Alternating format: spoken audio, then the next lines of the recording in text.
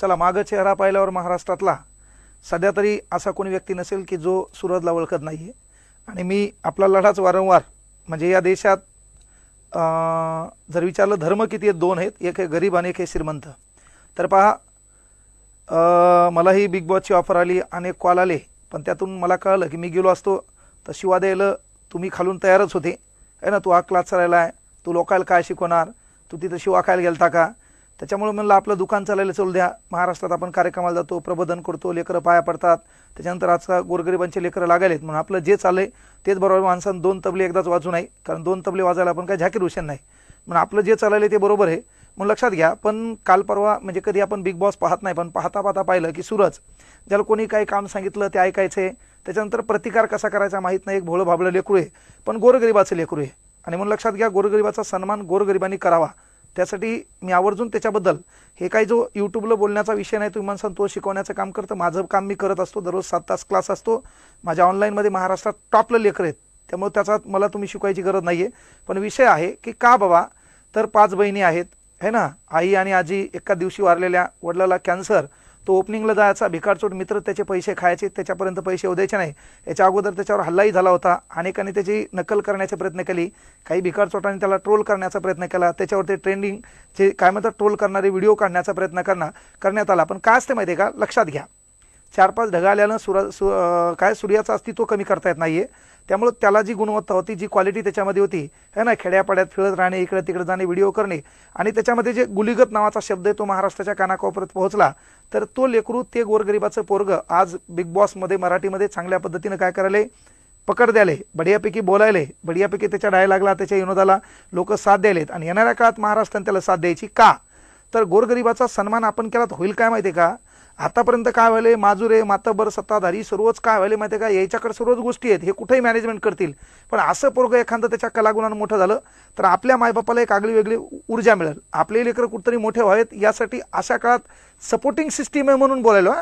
बाकी इथं पेपर असतात, मी मला असतं की 10 मार्काचं त्याला काहीतरी लिहून द्या, नाहीये, तर लोकांच्या भरोशावर लोकांनी मोठं करता येतं ना, म्हणून मी त्यांना बोलायलो की बाबा त्याला तुम्ही मदत करू शकता,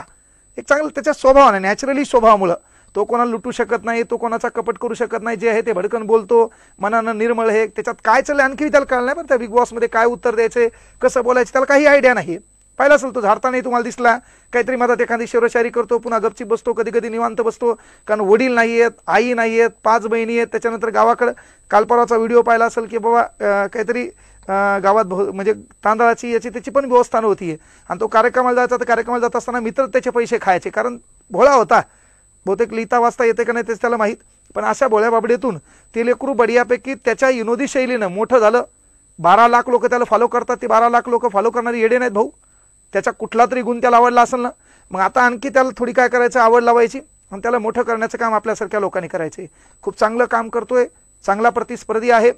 त्याच्यानंतर रितेश दादांनी छान सांगितलं त्याला की बाबा तू एकांतात राहू नको, उत्तर दे, बिग बॉस मध्ये काय इथं बाबा फाईट करायची आहे, प्रतिस्पर्धी निवडायचा आहे, त्याच्यात आपले उत्तरं मांडायचे आहेत, ते काम त्यांनी केले। तर सूरजला बिग बॉस परिवारामध्ये त्याचं स्थान निश्चित व्हावं, तो जिंकावा, यासाठी महाराष्ट्राच्या वतीनं आणि आपलं जे काम चालतंय बाबा काय की आपण नेहमी सांगतो की आपल्याला सन्मान कोणाचा करायचा, गरिबांचा करायचा आहे का, तर आतापर्यंत याच्या गाड्या घोड्या माड्या साड्या सर्वच बदलायल्यात, पण आपली काहीच व्यवस्था बदलना, आणि कुठल्या तरी गुणवत्तेने आपलं बदलत असेल। आज ऑलिम्पिकमध्ये आपल्याला एवढा मोठा देश, 140 कोटी लोकसंख्या, 6 पदक येतात, 6 पदकावर आपण उड्या मारतो, ते अमेरिका चीनवाले दनादन 27-28 सुवर्ण पदक नेतात, एकूण पदक त्यांचे 200-300 असतात का, तर आपल्या सरकारचं चुकतंय काय, आरत्या पोराला पहिल्यांदा तिथपर्यंत जाताना कुठली सुविधा नसती, कोणाला बूट नसते, कोणाला जर्सी नसती, कोणाला टी शर्ट नसते, आणि एकदमच तुम्हाला पदक कसे येतील, त्याच्यात पुन्हा वांदेच वांदे, त्याच्यानंतर तिथं निवडताना पुन्हा कास्ट आहे, जात आहे, धर्म आहे, तिथं निवडताना लगेबाजी वसिलेबाजी चालती, तर आपण तिथं मागे राहतो। म्हणून आपल्या भरोश्यावर जर एखादा गरीब मोठा होत असेल तर त्या गरीबाला सपोर्ट करण्यासाठी फक्त सांगालो सूरजला साथ द्या। त्याच्यानंतर ते डीपी दादा बी छान माणूस आहे, मी पाहिलं त्याच्यात। हा आता बाकी जे ज्येष्ठ होते ज्यांच्याकडे मालमत्ता आहे बढियापैकी, ते काय निवडून त्याच्यात काय विन झाले काय न झाले काय लय मोठा फरक पडतो, हे पोरग विन झालं त्याला पैसा आला तर घर पत्राचं आहे, बढियापैकी स्लॅबचं होईल, बहिणीनं आतापर्यंत त्याला जगवलंय, बहिणीने त्याला आतापर्यंत वागवलंय, त्याच्याकडून थोडंफार बहिणीचंही कल्याण होईल, त्यामुळे सूरजला आपल्याला सपोर्ट करायचा आहे भाऊ, ताण घ्यायचा नाही, ते दिवस आहेत है ना, एसक्यू वायक्यू झडक्यूल गुलिगत बुक्की टेंगुळ दिवस तेच आहेत, तर तुला पुढील वाटचालीसाठी भरभरून शुभेच्छा. ताण घ्यायचा नाही, दिवस आपले पण बदलतात. सूरजच्या चेहऱ्यावर नैराश्य पाहिलं, त्याच्यानंतर त्याची काम करण्याची प्रवृत्ती पाहिली आणि वाटलं बाबा आपलंही काम आहे कधीतरी अशा विषयावर महत्त्वाच्या की आपल्याकडून आपल्या लोकांचा सन्मान व्हावा. बिग बॉसने दिला ग्रीन सिग्नल आणि सूरज आता पहिला आठवडा महत्त्वाची गोष्ट तो पुन्हा इन झालाय. त्यामुळे ताण घ्यायचा नाही, सूरज नक्कीच आपले दिवस बदलतील. तुला पुढील वाटचालीसाठी भरभरून शुभेच्छा. जय हिंद, जय महाराष्ट्र.